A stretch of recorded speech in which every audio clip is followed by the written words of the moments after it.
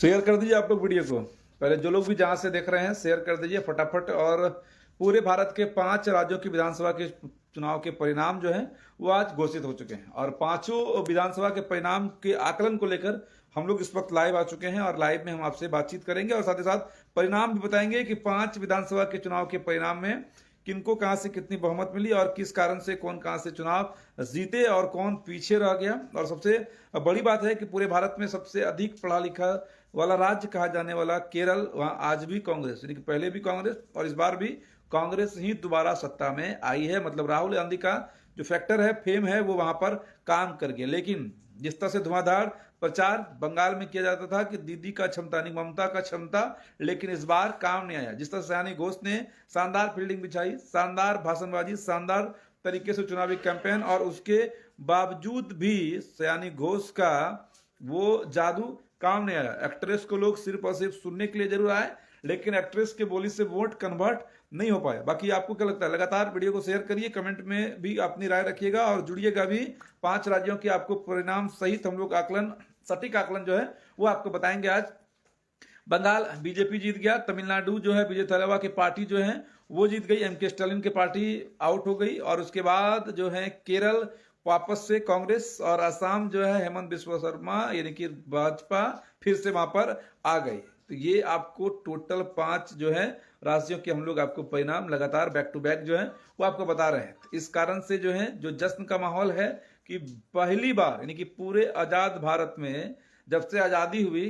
कांग्रेस, और ये कि जिस जगह पर कम्युनिस्ट पार्टी का शासन हुआ करता था बंगाल में, उस जगह पर ममता जो है 2011 से लेकर 2026 के चुनाव तक ममता दीदी ने शासन किया। अब जो है भाजपा शासन में वहां पर आ गई है। और उसके बाद जिसको सबसे अधिक पढ़ा लिखा वाला राज्य कहा जाता है केरल, समझिएगा, जहां पर द केरला स्टोरी फिल्म आई, हिंदू मुस्लिम को मतलब कि आप ये कहिए कि उसकी हकीकत को दिखाने के लिए या फिर बांटने के लिए या उस राजनीति को समझने के लिए कि केरला में क्या माहौल है, चुनावी माहौल क्या है और सांप्रदायिक माहौल क्या है, धार्मिक माहौल क्या है, उस पर एक फिल्म भी बनी थी द केरला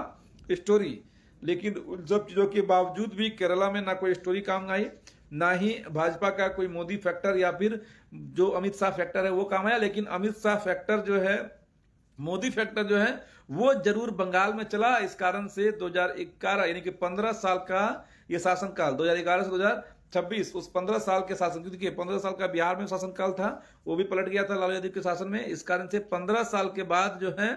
जो ममता दीदी का जलवा था, जिस जलवा को बिखेरना चाह रही थी सयानी घोष, ताबड़तोड़ जो है वो फील्डिंग कर रहे। सबसे अधिक प्रचार, चुनावी भाषण जो है वो दिख रहा था कि मोदी जी बहुत मतलब अव्वल दर्जे के नेता है, लेकिन हमारी दीदी भी कोई कम है क्या। मतलब एक पर एक डायलॉग्स, फिल्मी डायलॉग, बॉलीवुड के डायलॉग्स, एक्टर एक्ट्रेस थी वो। इस कारण से पूरे फिल्मी तरीके से बंगाल में चुनाव प्रचार जो है वो जरूर किया गया। लेकिन अफसोस की बात यह है कि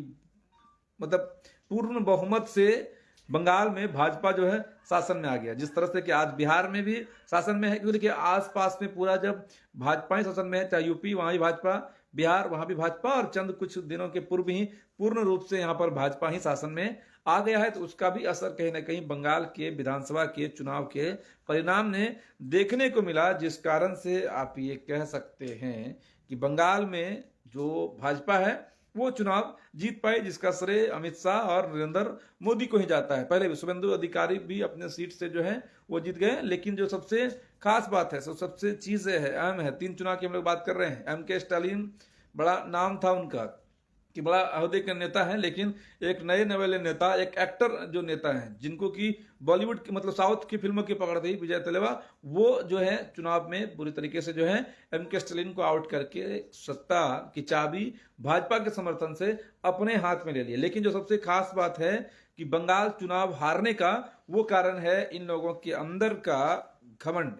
जो घमंड इनका बिहार के विधानसभा के चुनाव में सामने आया। एक तो ये लोग सत्ता में है नहीं, ऊपर से इनको सीट चाहिए इधर उधर बराबर या जैसे तैसे। इस कारण से यहाँ भी अंतिम समय तक जो है महागठबंधन के लोग चुनाव में टिकट नहीं बांटते रह गए। उसी तरह का हाल जो है बंगाल में हुआ कि एक तरफ आप लोकसभा के समय में तृणमूल कांग्रेस और कांग्रेस या आरजेडी या जो भी गठबंधन है वो एक हो जाते हैं, समाजवादी पार्टी। लेकिन जब चुनाव का बारी आ जाता है, उत्तर प्रदेश में समाजवादी पार्टी जो है कांग्रेस को सटने नहीं देता है, बंगाल में जो है तृणमूल कांग्रेस कांग्रेस को सटने नहीं देता है, अब बिहार में जो राजद है वो कांग्रेस को कह रहा है तुम पीछे रहो। अब इस कारण से, इस तरह के रवैये के कारण से, जिसके हाथ में सत्ता नहीं है, जिसके हाथ में पावर नहीं है, जिसका खुद जो जमीन है वो खिसक रहा है, लेकिन ये लोग अपने सीट के लिए मारामारी लगे रहते हैं, जिसका सीधा फायदा जो है वो भाजपा को पहुंचता है, क्योंकि भाजपा इस वक्त सबसे देश की या विश्व की सबसे बड़ी पार्टी है और अग्रणी स्थान पर ये लोग अपना कब्जा जो है वर्चस्व बनाए हुए हैं, जिसका परिणाम ये रहा कि आप ये कहिए कि धुआंधार चुनाव प्रचार, उतनी कसमकस, मतलब आप ये कहिए, और एक बैलेंस भी आप ये कह सकते हैं,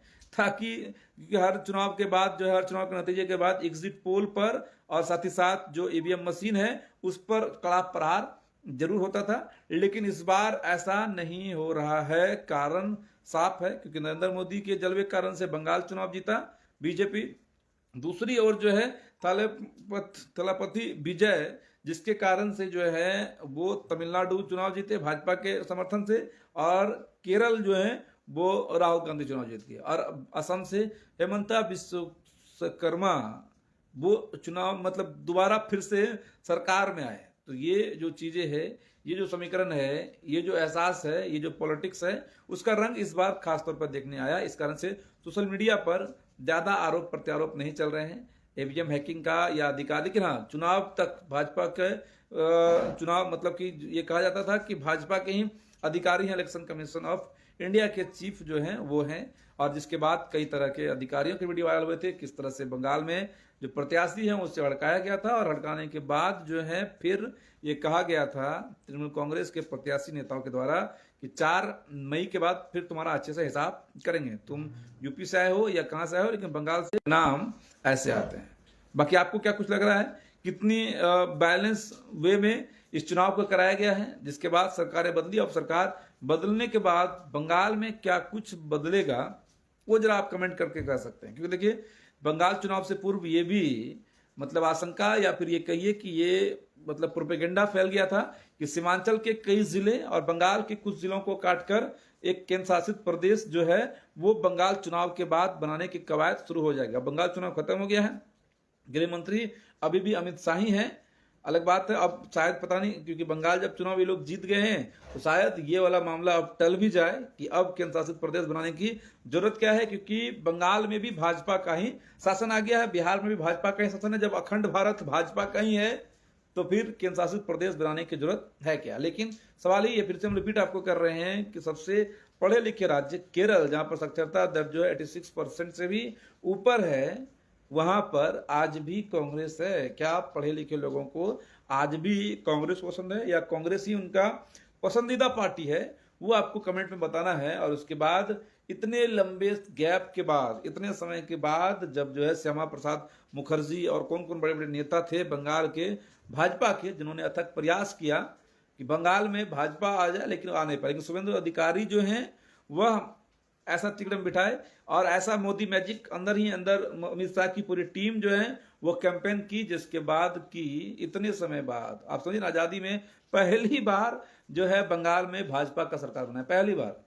समझिए, वो कलकत्ता जो भारत देश की राजधानी कही जाती थी अब फिर से क्या कहलाएगा पता नहीं। लेकिन अब आपको क्या लग रहा है वो कमेंट में आप लोग भर भर के बताइएगा कि क्या लगता है अब जब बंगाल भाजपा के कंट्रोल से चलेगा,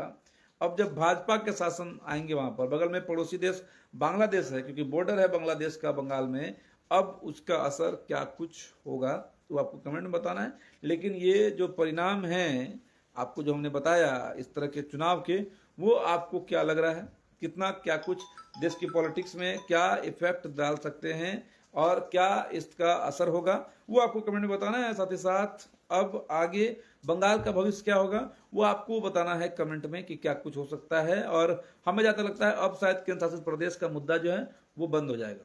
अब केंद्र शासित प्रदेश का मुद्दा जो है सीमांचल और बंगाल के कई जिलों को काट करके जो बनाने की मतलब महत्वाकांक्षा थी अमित शाह की, वो शायद से शायद अब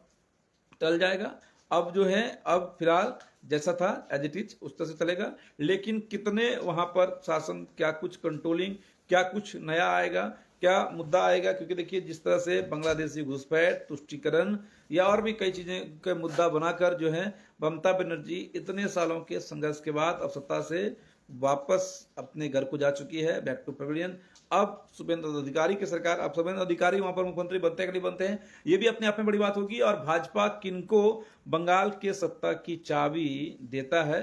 वो पता नहीं कैसा होगा। तो इसलिए जो है आपको कमेंट में लगातार बताना है, और हम लोग भी जानना चाहते हैं, लोग भी जानना चाहते हैं अब आगे क्या कुछ होगा बंगाल में। और आज भी